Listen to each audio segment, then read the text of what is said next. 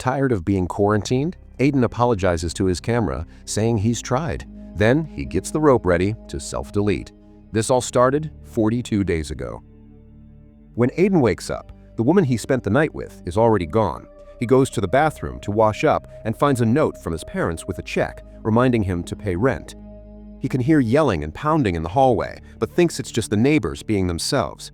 When he turns on the TV, he finds the emergency broadcast system. Suddenly, sirens and screaming can be heard on the streets. Aiden runs to his balcony and sees a smoking helicopter crashing against a building. People are running everywhere, and a lost girl asks for help. But suddenly, she and a man jump on an elderly person to kill them. After a military jet flies by, a horrified Aiden rushes back inside. At the same time, his neighbor Brandon enters the apartment. He says that his roommate, whom he has known all his life, suddenly attacked him. On TV, a man explains that a new virus is on the loose that transforms people into flesh-eating zombies. It's transmitted through blood, mainly through bites and scratches.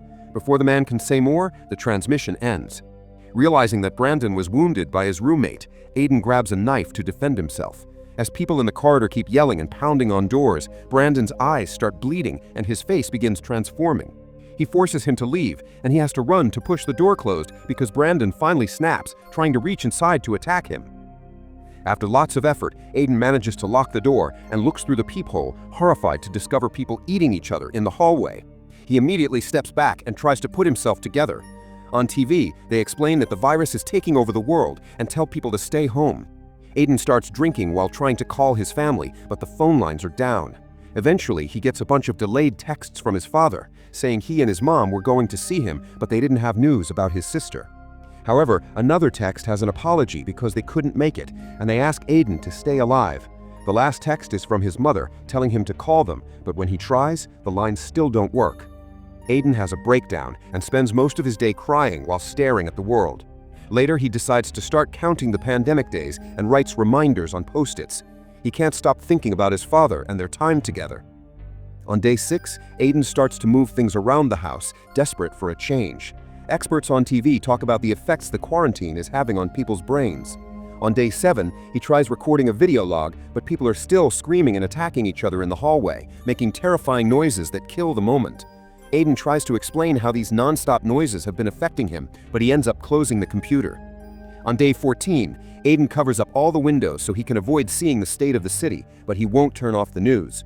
Experts have named the zombies screamers and explain that they repeat the last words said before turning. Aiden keeps on drinking, and whenever someone pounds on his door, he ignores them. On day 16, Aiden discovers he has no water and throws things in frustration. He knows he should go out for supplies or try to find his family, but he doesn't dare because he can still hear the people dying outside. He reads about sensory deprivation and how it can make people hallucinate, so he tries to keep himself busy by playing guitar or practicing sports. However, he's so frustrated that he ends up breaking a mirror. One night, he hears noises in the bathroom and gets his bat ready, but he immediately rushes to hide when he discovers that a screamer has broken into his apartment through the vents. The woman keeps repeating no as she searches the apartment, so Aiden waits for the right moment to move behind her and strike her with his bat. The screamer collapses, and Aiden has to deal with having killed a person. After throwing the body off the balcony, he puts a surfboard under the bathroom vent to block it. On day 42, Aiden records another log while still hearing screaming outside. He explains he's losing his mind and how he's too scared to go out. In 3 days, he'll begin starving, so he needs supplies. Suddenly, his phone rings, and Aiden hears a voicemail from his parents. They were locked in at the office and couldn't get in contact with him or his sister. The message was cut short when a screamer found and killed the couple. Hearing his parents die causes Aiden to have his biggest breakdown yet. Desperate for an outlet, he grabs his bat and leaves the apartment to find Brandon on the floor repeating, "I'm okay." Aiden gets ready to strike him, but he can't bring himself to do it. At that moment, a bunch of screamers try to attack him, so he moves quickly to dodge them and runs as fast as he can. Since the screamers are blocking the way, Aiden takes the stairs to the lower floor and waits for some runners to pass by before taking the corridor. He pushes off any person who tries to attack him, and eventually he reaches the other stairs, which he climbs to return to his floor. Now he can reach his apartment from the opposite corridor and quickly pushes his fridge to block the front door. Looking through the peephole shows the screamers looking for him. Moments later, he hears a loud noise and the power goes out in his apartment. When he looks out the window, he discovers the whole city has lost power. He spends the night dreaming about his family, and in the morning he wakes up to the screaming noises in the corridor. Tired of all this, Aiden decides to self-delete. However, he stops the process when he notices that a woman in an apartment across the yard is still healthy. Afterward, Aiden records his last log because his battery is dying, saying he's met a girl. He cuts his beard and makes a plan to contact the woman, hoping to help her. When he goes to the balcony, he sees that there are screamers in the woman's building too, and immediately hides. Still determined to make contact, he writes on signs that he puts up on the window, and she finally sees him too. He learns her name is Eva, and she's alone, and she doesn't have many supplies left. She has to close her curtains when she hears screamers coming, but agrees to talk to him later. That night it starts raining, so Aiden puts a bunch of pots out to collect water before washing up and shaving, unaware Eva looks at him for a few seconds. The next day, Aiden and Eva communicate with signs to make a plan. They connect their balconies with rope, and he sends her some water bottles. At that moment, a screamer begins climbing Eva's building, but when he's about to reach her, Aiden throws a glass bottle at his head and starts banging on his railing to get the guy's attention. That screamer starts climbing Aiden's building instead, while another screamer pounds on the door so hard that the fridge is beginning to move. Eva also throws things, but Aiden keeps the screamer's attention on him until the guy reaches his balcony. Then, he goes back into the apartment and locks the balcony door before rushing to push the fridge against the front door.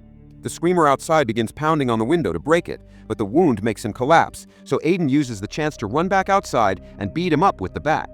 Now there's blood on his shirt, so he quickly takes it off. Moments later, Aiden prepares a bag and leaves the apartment to take Brandon's keys from his body. Screamers appear in the corridor, so Aiden lies down on the floor to pretend he's dead until they're gone. Then he enters Brandon's apartment, closing the door right before the screamers reach him. Inside, there are bloodstains on the walls and a body on the bed. Aiden takes the few food supplies he can find and is surprised to find some climbing equipment as well, although the axe is missing. He checks the bedroom and finds it under the bed, but at that moment, a screamer comes out of the bathroom. Aiden pushes him against a mirror and tries to run, but the screamer tackles him against the wall. Grabbing a lamp, Aiden hits him a few times to get him off him and falls on the bed, where the body is waking up too. The screamer jumps on him and fails to bite him through his clothes, giving Aiden time to grab the axe and finally kill him. After killing the screamer on the bed too, Aiden takes all the climbing equipment and tries to leave, but the corridor is full of screamers. He carefully sneaks around and manages to dodge a screamer at the last second to return to his apartment, where he immediately takes off all his dirty clothes. When he checks the climbing equipment, he's excited to find 2 walkie-talkies. Afterward, Aiden ties some sheets on his balcony to climb down and safely reaches the ground, where he finds eaten bodies. There are running screamers as well, so Aiden sneaks around and quickly throws a walkie-talkie at Eva's balcony before running to climb back to his place. The next morning, Eva contacts Aiden, and they're both so excited to finally have a conversation again that they spend the rest of the day talking about random things. Slowly gaining back hope, Aiden decides to search for supplies again, this time leaving through the vents. He's startled by a zombified face, but it's just a dead screamer. He manages to enter the bathroom of another apartment and notices blood on the side of the tub, but when he moves the curtains, he finds it empty. Then he checks every room, and after making sure he's alone, he opens the cupboard to luckily find lots of food. Aiden has a snack before calling Eva to share the news with such excitement that he's already making plans to escape and find their families. Eva explains there are screamers at her wall every day, and she's tired of it, so she's built a rope out of sheets like he did and wants to move to his place. Things get tense when Aiden finds the fridge against the front door, which means someone lives there. He checks a door that he didn't see before and discovers a hole in the wall. Suddenly, Edward appears in the kitchen with an improvised weapon he made. He puts it down when he confirms Aiden isn't a screamer and explains he came from another apartment through the hole some weeks ago. The owner self-deleted in the tub and Edward threw the body in the hall. The old man shares some meat he cured himself and lets Aiden take food from the cupboard. They discuss the situation and get philosophical about loneliness and having to kill other humans to survive. When Aiden turns around to grab more food, Edward hits him with the bat to knock him out. Minutes later, Aiden wakes up in Edward's bedroom, where he's keeping his infected wife. Edward wants to use him as zombie food, but his wife wouldn't attack an unconscious body, so he tied Aiden up and waited for him to wake up. He wants Aiden to take some medicine to avoid feeling any pain, and Aiden thinks he already did this to their neighbor. However, Edward swears he really found the man dead in the tub, but his wife wouldn't touch him, so he had to feed her his 2 dogs. Suddenly, Eva yells through the walkie-talkie and Edward moves to check on the noise. Aiden struggles against the bed until he breaks it and frees himself. Then he pulls Edward back into the room until he becomes his wife's dinner. When he picks up the walkie-talkie, Eva tells him the screamers have entered her place. Aiden immediately runs out of the apartment and the screamers chase him down the corridor. He can't enter his place because of the fridge, so he goes into Brandon's instead. He looks outside and sees Eva hiding on her balcony while the screamers pound on the glass doors. Very carefully, Aiden jumps from Brandon's balcony to his own, and now he can use the sheets to climb down. However, the sheets slip and he falls until he painfully lands on a chair. The noise gets the attention of a screamer who quickly comes after him. Aiden finds a gun next to a body and grabs it to shoot the man in the head. As screamers jump from other balconies, he shoots another enemy to clear the way. Eva throws for sheets and Aiden starts climbing, but so does a screamer.